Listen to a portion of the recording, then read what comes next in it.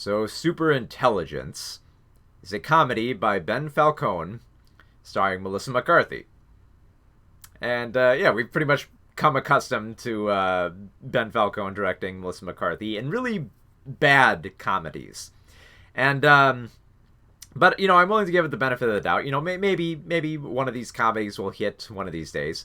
So I gave Superintelligence a shot, and yeah, not good. It's it's really not good, and I think it mostly falls apart just because it has a premise that's fairly silly and mindless, but then it touches on topics that you feel are too big for its britches, I guess is the best way to put it. So the story is Melissa McCarthy plays this everyman, or every woman, Carol.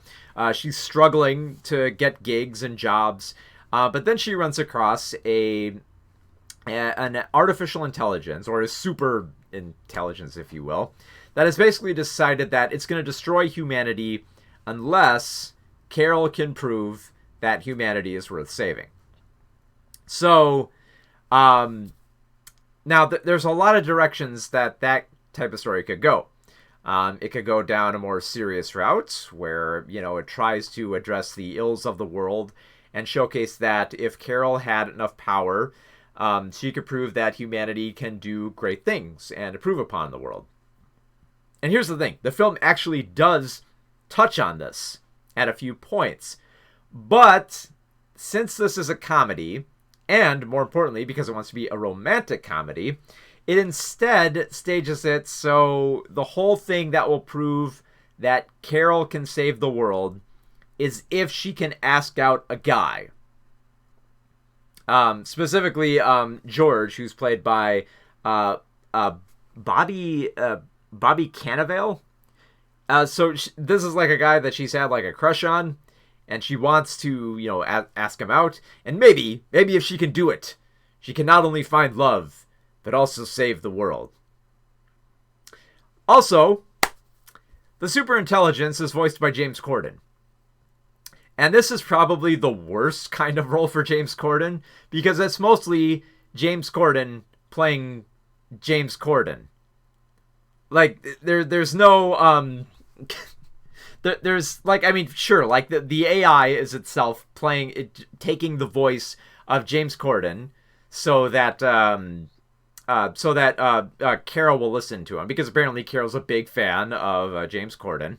But it's mostly just James Corden doing the same voice that he's always done, playing the same character that he's always played. Like, he's meant to sound like kind of like droll and kind of like sound like a drone throughout it, like, trying to talk like a cold AI. But even he can't do it. Like, it slips into, his typical James Cordenisms. He tries to make some, dry jokes here and there, but it's pretty par for the course. And also, it really holds up James Corden. Like Carol's obsessed with James Corden to a disturbing degree. So it's basically just James Corden's voice following around Melissa McCarthy, telling her that, you have to prove that the world is worth saving. And here's the thing, like, the film is pretty mindless from this degree. Like, it essentially boils down to the superintelligence deciding to destroy the world, and Carol decides to spend her last moments with her lover, and James Corden's like, oh, love will save the day. Okay, I'll call off the destruction of all humanity. Whatever. That's fine on a mindless degree. However, what I really didn't like about this film, which pushed me the wrong way, was that it brings up a lot of interesting topics about how humanity is flawed, and then forgets about them. Like, for instance, at several points in the film, Carol will get into these conversations where she talks with the superintelligence about how, she would do a lot of better things for the world and improve it if she had the money.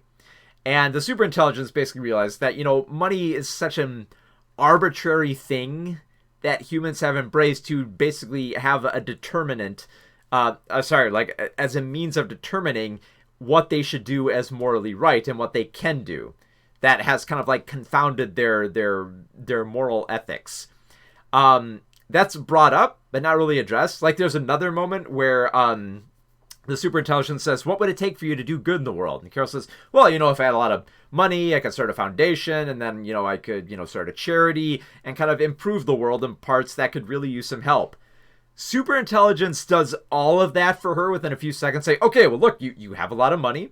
I got a lot of money from people who don't deserve it to set up your own foundation and charity, so you can improve the world.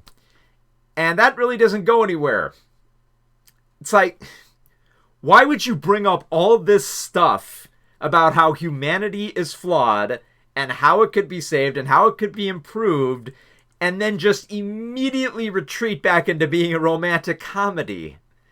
It's like, clearly the film is not interested in having these deeper philosophical talks about how to handle, the deeper problems of the world. But if you're not, why would you address it? Why would you bring it up? Like this film is one more line of dialogue away from questioning capitalism and addressing the class struggle in the world. But then, realizes, oh, no, wait, this is a dopey romantic comedy. It's a silly Ben Falcone film. Quick, go back to Melissa McCarthy making a fool of herself in front of Secret Service agents and trying to awkwardly have conversations with her love interest. And that's about all there is to the film. There's some silly stuff about how, we've become too reliant on technology, how we can't embrace it. But again, other stuff that's really not explored here, that's all just in place of, a romantic comedy. And it's really hard because I just want to focus on McCarthy's, romance element here, since that's clearly the big focus of this film. But when it keeps diverging back to, addressing the ills of the world and not doing anything about them, and then just having goofy James Corden bits, it always took me out of the film and just made me so freaking angry at this film. So look, if you want to make a romantic comedy with a sentient AI, you can do that. There have been films that have done this well. We've seen it in stuff like Her. You can do it. You can have that type of film. But if you're going to do that film, don't bring in elements that you're not going to address, that you're not going to explore, that are just going to kind of be just surface level, aside commentaries. Hey, look, we're mindful of the world, but we're not really going to question it that much, especially in a film where all the powers are provided for you to question it, tear it down, and rebuild it, which is brought up several times and isn't really explored. So it's just a huge waste of potential. Also, James Corden got grating on my nerves for a long time in this film. You bet, if you want to get through this film, you better love James Corden. He's in this for the long haul, and you really gotta have a huge tolerance for him. So unfortunately, I couldn't tolerate much of that, and I also couldn't tolerate how much this film brings up, how humanity needs to change, and then doesn't really explore it at all, favoring just a ho-hum romantic comedy. So, loads of wasted potential here. So for Superintelligence, 1.